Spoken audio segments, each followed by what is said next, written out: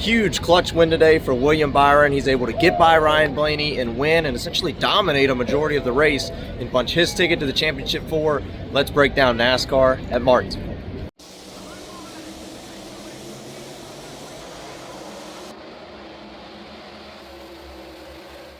Hello everybody, welcome to Dirty Air. I'm your host Alex Lambert, and let's talk about NASCAR at Martinsville from the Martinsville Speedway. Now bear with me, I'm just filming this from my phone today at Martinsville from the grandstands, but certainly it was a great race. For one, before we get into the race, like William Byron's obviously the big story, winning the race, winning both the stages, but Ryan Blaney did give him a run for his money before the finish, but ultimately Ryan Blaney just didn't quite have enough for William Byron at the end. Byron was able to get by Blaney in the closing lap, sort of nudged him up a little bit. Maybe Blaney came down. I have to take a look at the replay, but there was a little bit of contact for the race lead, and then we had the caution with Carson Osavar, and then ultimately on that final restart, it would be William Byron excelling and able to get the victory today at Martinsville. So once again, before we get into it, just want to mention, like, one of those cool, typical, classic Martinsville races, right? I mean, maybe we didn't get some drivers flying away behind me, but maybe we didn't get the craziness that we've seen the past few years, but we still had that cold weather, that crisp Martinsville feel, and it was fantastic, and that's why we all love coming down here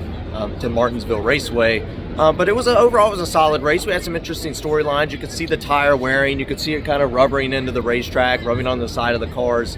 But man, the aerodynamics or something in this race car still just makes it really difficult to pass when we compare it to old generations, right? Gen 6 or before that. So it's still difficult to pass, but there's been improvements from the first race here. But overall, it was a solid race. Like, we saw some cars spin out. We saw tire wear come into play to an extent. Like, everyone had to pit on the final stage. It's when Byron's pit crew for Hendrick Motorsports sort of clutched up or locked in to help William Byron get the victory. That was an advantage for him to be able to pick what lane he wanted, take off with just that little bit of advantage.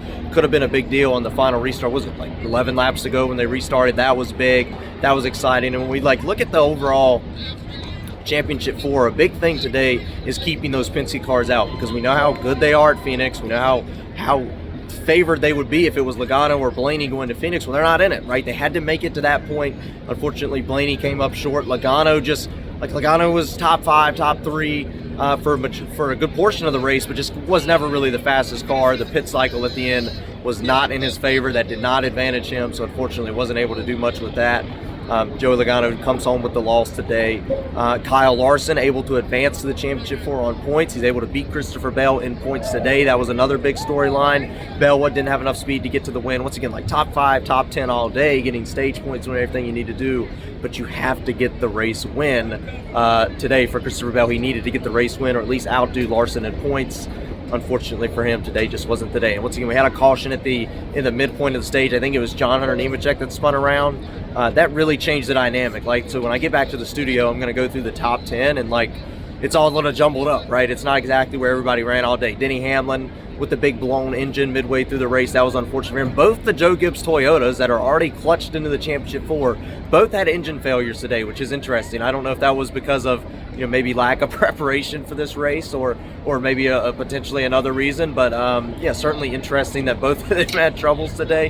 And then once again, Larson points his way in, Byron in. So you got 2 Hendrick cars, 2 Joe Gibbs Toyotas, going to be going out for the championship next week in Phoenix, and that's going to be big, right? Who will do good? And once again, when I said when those Penske cars aren't in it, I feel like that opens the door for a Larson or potentially a Denny Hamlin going for his first championship. The storylines are there. The storylines were there entering today at Martinsville. They're going to be there next week at Phoenix. Of course, I'll cover that race for sure. I'm going to go back to the studio. We'll dive into the top 10, maybe see what I missed. But yeah, exciting day here from Martinsville Speedway. Love the atmosphere all day long. The fans came out. This was probably the most fans that I've seen at this racetrack in a while since I've been coming, right? I've come to a lot of races here over the last 10 years. It was definitely a large crowd today in Martinsville. And then we'll just kind of give you like a wide shot of the racetrack. They're cleaning up behind me, so it might be time to go. But yeah, wide shot of the track. Love doing these dirty airs from the track, right? Get to get all the stuff in the video that you don't always see. So once again, that's it. Now I'll do more of a recap in my studio. There, so back here to sort of take a deeper dive into this race. Once again, I'm in Virginia right now, not back in my college apartment. But yeah, let's take a deeper dive into this race. Let's start out by taking a look at the top 10, right? Have some time to look at the top 10. William Byron obviously getting the win. Big deal for William Byron. Ryan Blaney, that second place finish, sort of talked about him for a little while, was not able to get the win, punch his ticket. Second place does not do it today for Ryan Blaney to get him into Phoenix, unfortunately, but a solid season for Ryan Blaney nonetheless. But I know he wants to get back to, I know Penske as a whole wants to get back to that championship 4. Same type deal with Chase Elliott, right? Elliott looked to be really fast at the start of this race, started to fade a little bit, was kind of like that top 5 car all day long, but just could not get to his Hendrick teammate William Byron, couldn't get by Kyle Larson for a long time, and then ultimately at the end finished in the 3rd position, which is once again not enough for Chase Elliott this time around to advance to the championship 4, unfortunately for Elliott. But a solid season. He got a win this year. And also he's been a couple wins this year at Atlanta and Kansas, and he's also been really consistent, right? And that could pay off, down the road. It almost paid off this year. And we'll see what happens, right? For sure. I want to look at Chase Elliott. I think it's a fairly successful year for the driver of the number 9 team, Ross Chastain. A nice 4th place finish today at Martinsville. Got a little bit of a break with that kind of random caution during a pit cycle that put Ross Chastain up in the top 5, was able to capitalize on it.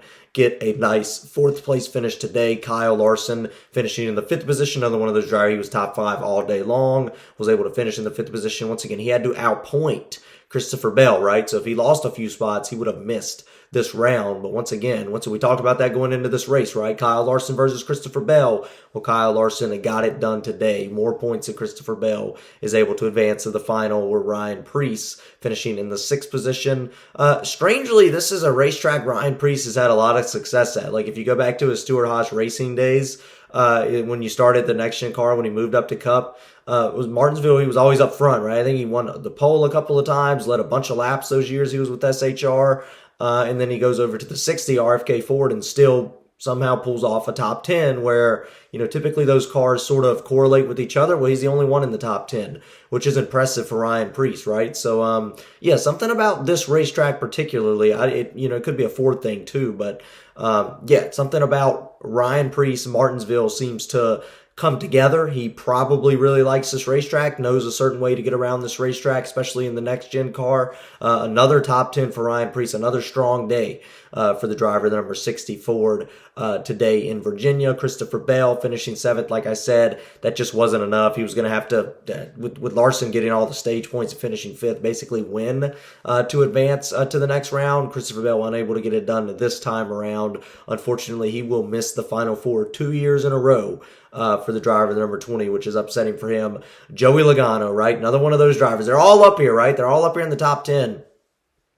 Joey Logano, another one of those drivers that needed the win today. Never really had winning speed. I think they were trying to do the best they could on execution. They got the wrong end of the deal on the weird caution that sort of jumbled everything up. But he just didn't have the speed anyway. He was not near as fast as Byron. Clearly not near as fast as Blaney. Clearly had a little bit of handling issues throughout the day. When I compare him to the top 5 that ran top 5 all day, Logano, strong effort, but did not have enough in the tank this season. Unfortunately, going into this round, he was more points out than going into this round. He was more points out than any driver ever previously in the knockout round playoff format that started in 2014. So entering this round, he's farther out than we'd ever seen. We knew he was almost going to need a win. He was not able to get the win in this round. Unfortunately, Joey does not make the championship for this year, but a nice 8th place finish. Todd Gilliland finishing 9th.